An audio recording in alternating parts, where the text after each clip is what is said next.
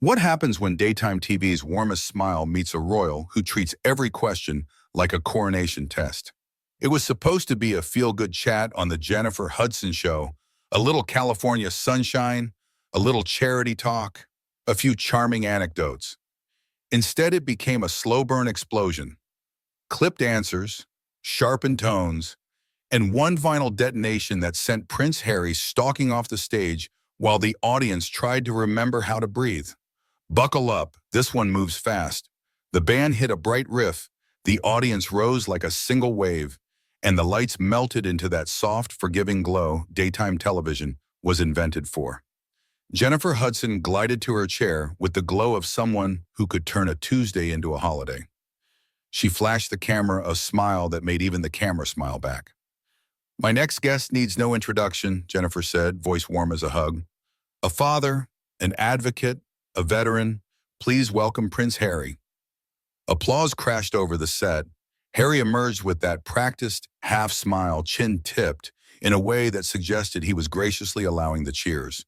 Gray suit, open collar, posture athletic and easy. He shook Jennifer's hand, nodded at the band, and took his seat like he'd been offered a throne.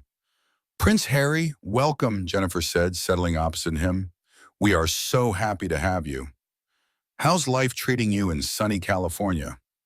Harry's smile sharpened.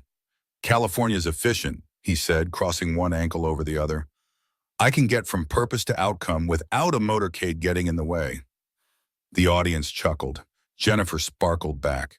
"No motorcades, good for the gas bill," she teased. "What does a normal morning look like for you now?" "Normal is a word people use when they've surrendered," Harry replied lightly. "I don't really do normal. I do intentional." Jennifer's brows lifted a hair, but she let it pass with a gracious nod. "Intentional is good. You've been intentional about mental health and veteran support. Tell me about the project that's on your heart this week." Harry steepled his fingers. "I try not to confine a week to a single project. But if we must reduce it, scaling access, compressing stigma. We're moving systems, not performing for press releases." A gentle rolled through the crowd. Jennifer kept things warm. "You've always had a way with phrases," she said. "When you talk about moving systems, what does that look like for the folks at home?" "It looks like them not needing to ask me to define it," he said with a teasing little shrug. "You know, agency." The bandleader shifted on his stool. Jennifer's smile held. She folded one leg over the other as if the chair had just gotten a touch too small. "Agency is powerful," she agreed. "Let's get specific. You spoke recently about building healthier information ecosystems. What's one practical step you want viewers to try this week?" Harry nodded as though testing whether the question deserved him. "Stop reacting. Start curating. Unfollow chaos. Build your inputs like you build a home. You don't invite hecklers to your dinner table." "That's a picture," Jennifer said, genuinely charmed. "And family dinners, do they happen? What's dad duty look like in your house?" Harry's mouth quirked. "Duty is a word other people put on you." "I prefer presence. I'm present, selectively." A soft ripple moved through the risers. Jennifer laughed it off. "Selective presence, that's parenting with a brand," she joked. "Okay, let's talk origin story. You've said California gave you a fresh start. What did you have to unlearn to take it?" He considered, eyes on the rigging above them. Permission. Deference. The idea that silence is noble. "I retired from apologizing for existing." "Retired," Jennifer echoed, amused. "You make it sound like a ceremony." "It was," he said. "I officiated." A few scattered laughs. Jennifer slid to the next card, her tone still velvet. "You've lived under microscopes most of your life. If you could tell the public one thing they consistently misunderstand about you, what would it be?" "That I owe them access," he said, quick and clean. "Strangers ask for keys to rooms they didn't build." Jennifer nodded, still kind. "Fair, but sometimes access helps people understand the work, the why behind the headlines. For example, your foundation, Impact Speaks," he cut in, smiling. "People who need the press release aren't close enough to the work." Another murmur. Jennifer let her hands rest on her knee, palms open, the universal signal of good faith. Let me frame it a different way. Is there a moment, a veteran you met, a message you received, that reminded you why you're doing what you're doing? There are many, he said. I tend not to convert them into daytime clips. The sentence landed like a velvet hammer. The audience went quiet, then restarted itself with cautious applause. Jennifer's smile never moved, but something behind it did. Understood, she said gently. We don't need names. Just heart. Folks at home love hearing the human part. It gives them courage for their own day. Harry tilted his head. Courage is not a broadcast segment, Jennifer. It's a decision. True, she said, but sometimes a story is the spark for that decision. He met her eyes. Or sometimes a story is a siphon. The cameras found Jennifer's face, still sunshine, now with clouds moving in fast. She pivoted, soft, smart. Let's try this. You've talked about boundaries. What's a healthy boundary you wish you had set earlier? Answering only questions asked in good faith, he said with a bright, harmless smile that wasn't harmless at all. A few people laughed because they didn't know what else to do. Jennifer's lashes lowered and lifted. Reset. Okay, she said warmly. Then here's a good faith question. When the public hears you speak about institutions, it can sound very sweeping. Is there anything you admire about the world you stepped away from? I admire endurance, he said, even when it's misplaced. And the people, she pressed, gentle as gauze. Any relationships you hope to mend? I don't mend things that still cut, he said. I replace them. The room cooled. On the screen, the image was perfect. Two professionals, glossy set, citrus bright laugh lines. In the air, a string pulled tighter with every answer. Jennifer breathed in, a singer's breath, slow and steady. Last one before the break, she promised. You've used phrases like owning your narrative and curating inputs. For anyone watching who feels small today, one concrete practice you swear by? He smiled like a teacher who'd just been given a very easy question. Stop feeling small, he said. Stand up properly. Edit your circle. Decline anything that dims you. If that offends people, they were furniture. A surprised "oh" ran through the audience, half impressed, half uneasy. Jennifer's smile softened, but her eyes were searching now. That's decisive, she managed, with a tiny laugh. All right, y'all, we're going to a quick break. When we come back, we'll talk about service, legacy, and what joy looks like for Prince Harry these days. Applause lights blinked.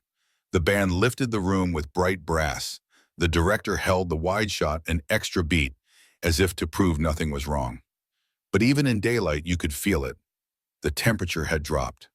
The pleasantries had teeth. Somewhere between intentional mornings and furniture, the conversation had turned quietly into a test of patience, hers in altitude, his. Backstage hands rolled in a product table no one would remember. A PA whispered countdowns. Jennifer adjusted her cuff and smiled into the middle distance the way professionals do when they decide to salvage a moment with grace. Across from her, Harry sat like a man convinced grace was something other people owed to him. They would come back from commercial with the same smiles. The questions would still be soft around the edges. But everyone in the building could feel it now. The tug of a current moving fast under the surface, dragging this bright little boat towards sharper water. The lights came back up, the band faded, and the cameras rolled again. Jennifer Hudson's smile returned, soft and practiced, but the air carried an invisible static. She clasped her cards lightly, leaned forward just enough, and delivered her next line with velvet ease. So, Prince Harry, let's talk about service, she began. Your grandmother, Queen Elizabeth, often spoke about duty as the highest calling. What does service mean to you now in this new chapter of your life? Harry's lips curled into something that wasn't quite a smile. Service, he echoed. People love to dress that word in ceremonial robes. For me, service is choosing not to waste time. If I invest in something, it's because it deserves me. A murmur rippled through the audience, half admiration, half unease. Jennifer, ever gracious, nodded slowly. That's an interesting way to put it. So what kind of service projects feel worth your time these days? Harry leaned back, clasping his hands behind his head, as if the chair were a throne. Ones that move the needle. Not ribbon cuttings, not photo ops, systems, big levers. If people don't understand the scale, that's their limitation, not mine. Jennifer blinked, keeping her smile steady. Of course. Sometimes the small stories matter too, don't you think? A single veteran helped, a single child given hope. He cut hers off gently, but firmly. Hope is sentimental. Transformation is measurable. I prefer metrics to feelings. The audience shifted again, some frowning. Jennifer adjusted her posture, letting his words pass without resistance. All right, she said warmly. Let's shift gears a bit. People love to see your human side. You've mentioned driving your son to school. What's one parenting moment that's stuck with you lately? Harry chuckled, but there was no warmth in it. Parenting moments are private currency. I don't spend them here. Jennifer's jaw tensed, but her voice stayed calm. Fair enough. But even a small anecdote, maybe something that made you laugh. Harry tilted his head. I'll give you this. I laughed yesterday at how obsessed everyone seems with trivial details of my life. That's enough of an anecdote, isn't it? A few uneasy chuckles filtered through the room. Jennifer's smile flickered but returned. Well, the public feels connected to you. That's why they're curious. It's admiration. Really, Harry raised a brow. Admiration is just another word for projection. They don't know me, they know an image. If they admire, it's because I mirror something they wish they had. The tension tightened further.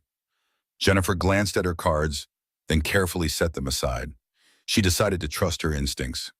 You've often spoken about mental health. That's something very personal to many of us. What advice would you give someone out there who feels like they're struggling right now? Harry's tone softened, but the arrogance lingered. Stop waiting for advice.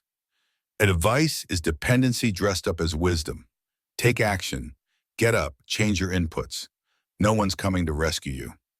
A gasp rippled through the front row. Jennifer's hand twitched slightly, but she smoothed it into her lap.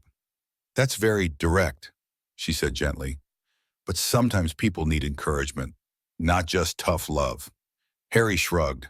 Encouragement is a crutch. People like you hand it out to keep audiences clapping. I prefer truth. The applause light blinked, but only half the audience obeyed. The other half sat stiff, unsure whether they were supposed to clap at all. Jennifer drew a deep breath. Prince Harry, she said, her voice carrying a note of steel beneath the silk. I believe truth and kindness can live in the same sentence, don't you? Harry leaned forward at last, eyes fixed on her. Kindness is optional. Clarity is not. That's why I left where I left. Too many smiles, not enough honesty. The studio fell silent. Jennifer held his gaze, her smile still there, but stretched thinner now. Well, she said softly, we do appreciate honesty on this show. Even when it stings, the audience gave tentative applause. The director signaled for a break, but Jennifer waved it off with a quick smile, determined to keep going. One more before we pause, she said. What brings you joy these days? Just pure, simple joy. Harry's answer came like a hammer wrapped in velvet. Not having to answer questions like these. The audience gasped audibly. Jennifer froze, her smile faltering for the first time. For a heartbeat, she didn't move.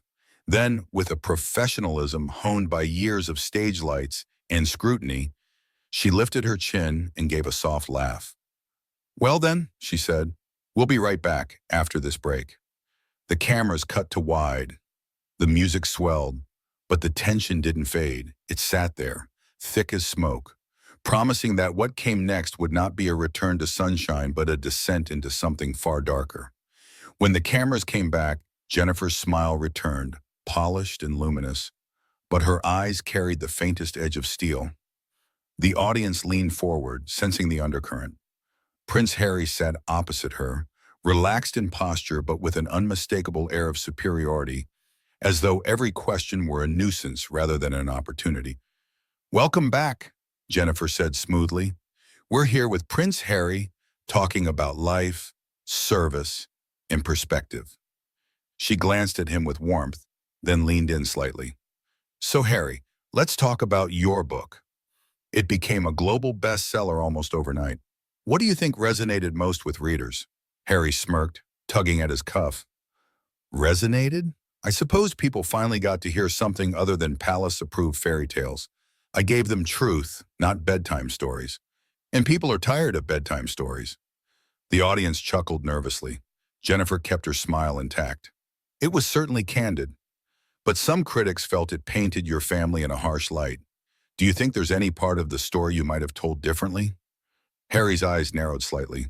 Critics usually come from people who haven't lived a day of my life. It's easy to call something harsh when you're sitting comfortably in your armchair with no cameras, no headlines, no knives at your back. The silence stretched before Jennifer gently nodded.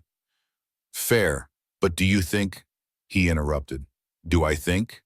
Of course I think. That's why I'm here. If I wanted to parrot polite nonsense, I would have stayed where I was. The audience shifted uncomfortably. Jennifer's voice softened, almost maternal. I hear you. But sometimes the audience just wants to connect with the man behind the headlines. The father, the husband. Can you share a little joy, something light, for them? Harry tilted his head, a trace of disdain in his smile. Joy isn't for public consumption. You can't package it into daytime segments. If they want entertainment, they can look elsewhere. I'm not here to perform, Jennifer exhaled slowly through her nose. She kept her tone steady. All right, then let's talk legacy. Your mother, Princess Diana, left a powerful mark on the world. How do you hope to carry her legacy forward? Harry's posture stiffened. By not letting her story be reduced to anecdotes on a talk show couch. The audience gasped. Jennifer's smile faltered for half a second before she recovered. I mean, no disrespect, Harry. Your mother was a beloved figure. People feel a connection to her, and through you, they want to know her legacy lives on. Harry leaned forward, his voice low but sharp. Her legacy lives on in my choices, not in audience applause. For the first time, Jennifer's eyes flickered with something more than patience, something harder. But she smoothed it over with a small laugh. All right, let's turn to the future. You and Meghan have taken bold steps away from royal duties. Some admire it, some don't understand it. How do you respond to those who say you walked away from responsibility? Harry's tone was clipped. Responsibility isn't wearing a medal and waving from a balcony. Responsibility is protecting your family. I don't need approval from strangers to validate that. Jennifer nodded, though her grip tightened slightly on her cards. Understood. But you've also stepped into media deals, documentaries, public platforms. Some might say that's not stepping away, but stepping into a different spotlight. Harry smirked again. Yes, and some might say the sky is green. People talk because they can't imagine making bold moves themselves. It's easier to critique than to act. The tension in the room thickened. Jennifer pressed on, her smile now clearly strained at the edges. So, Prince Harry, what would you say to those who feel you've traded one form of privilege for another? Harry's response came instantly. I'd say it's none of their business. If they want to discuss privilege, they can start with their own lives before lecturing me about mine. The audience reacted audibly this time, a ripple of surprise and discomfort. Jennifer took a steadying breath, her eyes locking onto his. Well, she said softly, people look to you as an example. That's why they ask. Harry leaned back again, folding his arms. Examples are for textbooks. I'm not a case study. I'm a reality they don't want to face. Jennifer's smile froze, then cracked just enough for the cameras to miss, but the audience to catch. She shifted in her chair, tapping her cards against her knee. Prince Harry, she said, her voice a little firmer now. I think what people want is honesty, yes, but also humility. Would you agree humility has a place in leadership?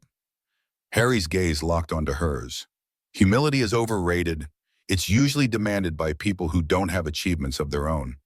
I prefer authenticity over false modesty. The audience gasped again, louder this time. Jennifer's chest rose and fell once in a long, quiet inhale. She smiled, but it no longer reached her eyes. All right, she said finally. We're going to take one more short break. The cameras cut wide as the band played them out, But the audience's faces told the real story. Disbelief, unease, even anger. Something was building, unstoppable now, like a storm that had been gathering over calm seas. And at the center of it sat Jennifer Hudson, still poised but running out of patience, and Prince Harry, smugly convinced he had won whatever battle he thought he was fighting. What came after the break would not be polite. The cameras returned from the break. The audience clapped dutifully, but the energy was different now, less excitement, more dread. Everyone knew they were watching something that could implode at any second. Jennifer Hudson straightened her notes, exhaled, and flashed a smile at the cameras. "Welcome back. We're here with Prince Harry," she said warmly, though her voice carried a quiet tension. Harry sat with his legs crossed, posture casual but expression smug, as if the applause were meant solely for him. Jennifer leaned forward, still composed. "Harry, you've spoken about rewriting your story, owning your narrative. But some people feel your narrative has been at the expense of others. Your family, your country, even your late grandmother. What do you say to that?" Harry chuckled under his breath. "I say people love fairy tales until the truth ruins the ending. My story isn't about their comfort, it's about my survival. If that offends them, so be it." A murmur of disapproval rippled through the audience. Jennifer pressed her lips together, then nodded slowly. "I see. But what about accountability? Do you believe you owe your family or the public any reflection, any humility?" Harry tilted his head. "Accountability is a tool used by the powerless to restrain the powerful. I've carried burdens none of you could imagine. I don't owe anyone an apology for refusing to stay silent."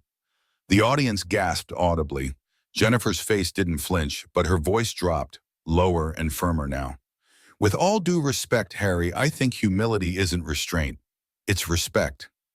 Respect for people who look up to you and for those who came before you." Harry smirked.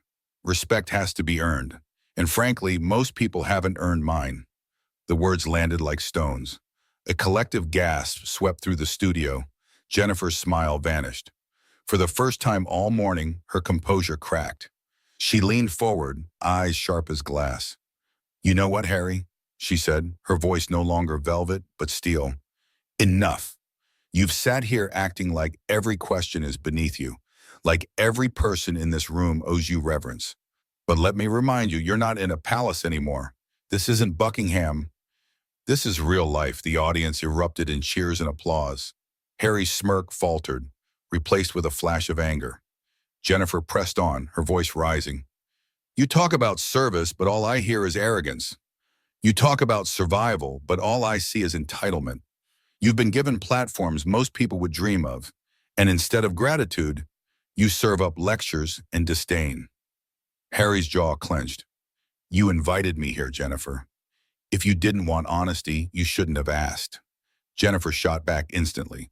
"Honesty isn't the same as condescension. You've insulted the viewers, dismissed the struggles of ordinary people, and acted like you're still a prince in command. But here's the truth, you're not. You walked away, and the world kept turning without you." The crowd roared. Harry's face reddened.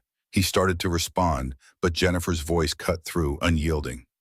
"And let's be even clearer," she said, her tone deadly calm now. "You are not your mother. Princess Diana earned love through compassion, humility, and courage. You've traded hers for self-pity and arrogance. You are not living up to her legacy. You're tarnishing it." The studio went silent, stunned. Harry's eyes glistened, his composure cracking for the first time. He stood abruptly, his chair scraping loudly against the floor. "I don't have to sit here and listen to this," he snapped, his voice trembling with fury. Jennifer sat tall, unflinching. "Then don't. This interview is over." Security stepped discreetly forward as Harry ripped off his microphone.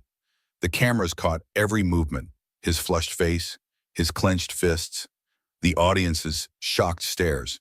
He stormed toward the exit, muttering under his breath. At the door, he turned back for a split second, his eyes burning with wounded pride, then disappeared off set.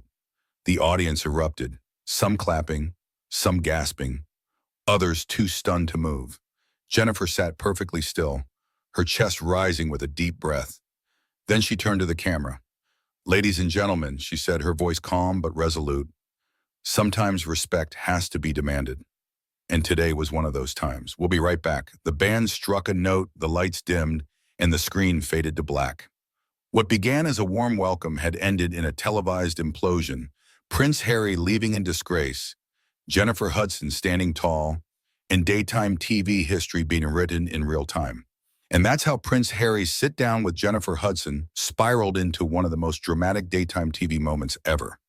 What started as polite conversation ended with accusations, a walk-off, and a studio audience left in shock. What do you think? Did Jennifer go too far? Or was Harry's arrogance finally too much to ignore? Let me know in the comments below, and don't forget to hit like, subscribe, and turn on notifications so you never miss the next unbelievable showdown.